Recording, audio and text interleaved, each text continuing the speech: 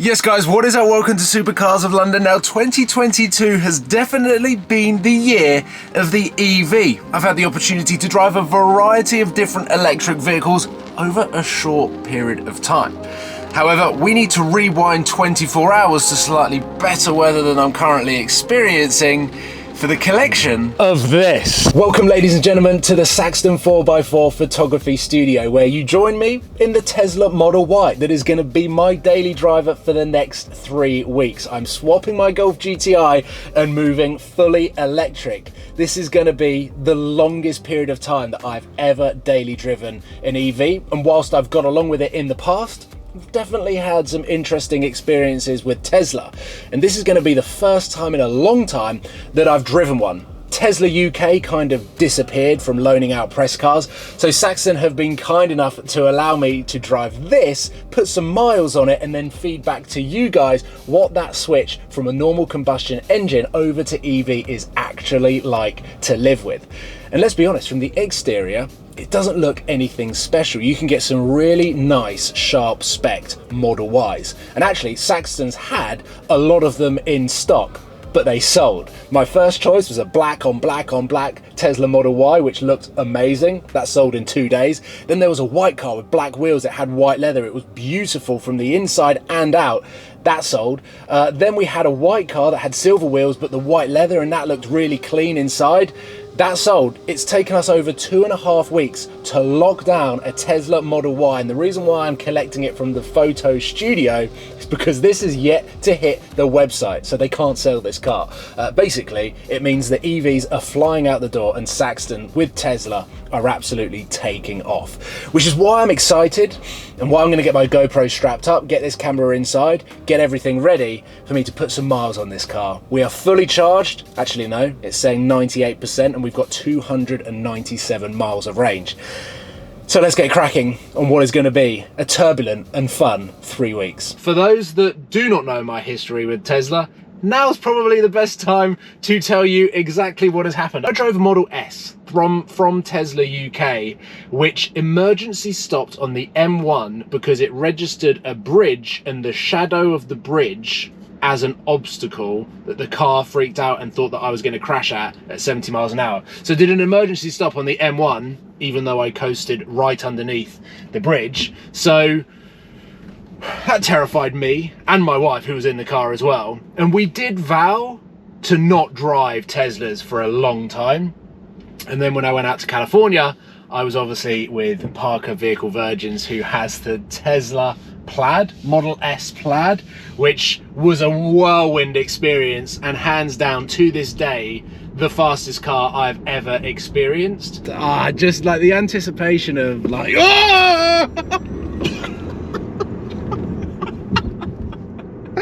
So here we are in a Model Y that feels interesting, but I suppose from a size perspective, it's incredibly practical. And this panoramic glass roof is one of the most luxurious things I think I've seen in a car in a long time. So I'm going to cruise back home and over the next 3 weeks, get to grips with proper daily driving in an EV. Oh, and the caveat is I don't have a charge point at home or access to one within a 5-mile radius. This is rather unenjoyable, having the sun bounce off the wet tarmac like this at the angle that it's at. Doesn't matter how low I have the sun visor or how low I have my baseball cap, I'm still getting blinded, and I don't think the autonomous driving would be able to distinguish where the lines in the road are, in which case I have to navigate and control the car myself, which I would rather do, considering I don't trust the system in this. Even after 5 days, I've driven this car 100%, haven't even put cruise control on, and I won't. This is quite unenjoyable. Here we go, this is a little bit better. I'm heading down to NVN London. I've got a little bit of filming, and of course, I'm taking the Tesla. I've got 240 miles of range, which is plenty for today. Tomorrow I'm doing the airport run in this car. I'm driving to Gatwick for the next 4 days. Me and my wife are going to be in Norway, and actually as this video goes live, we'll be flying back to Gatwick, and at 8:30, I believe it's that time, we touch down, jump back in the Tesla and drive home. And that Sunday evening drive is one of those where you just want to get home. We'd have been traveling all day. The last thing I want to do is stop off and charge this car for 30 minutes. So I'm going to sacrifice some time today, charge it up to 100% so that I will have enough battery to get me down to Gatwick and then back. And this is the mindset of an EV that isn't quite as effortless as I once thought it would be, because you have to forward think your journeys to make sure that there is a convenient charge point along the way. And whilst the car is very good at helping you out, if I was in my Golf GTI, I wouldn't be worrying about the range. If I had 70 miles of fuel, I'd drive down to Gatwick, leave the car there. It would take me 2 to 3 minutes to squirt 10, 15, 20 quid into the Golf GTI so that I could get home on Sunday evening. It's not necessarily an inconvenience to quickly fill up with petrol, whereas it is with the charging. I've arrived approximately 20 minutes early at NVN London, which gives me the opportunity to sit in the Tesla before I head in and film some of the ridiculous cars that are in there. Talk a little bit about finance on this particular car and Teslas in general at Saxton 4x4. They've sent me finance quotes, I've got the examples, and they promised me that this would be good value for money, and the numbers don't lie, because I'm comparing this car at £62,500 to my Nissan GTR that was £63,000 back in 2020.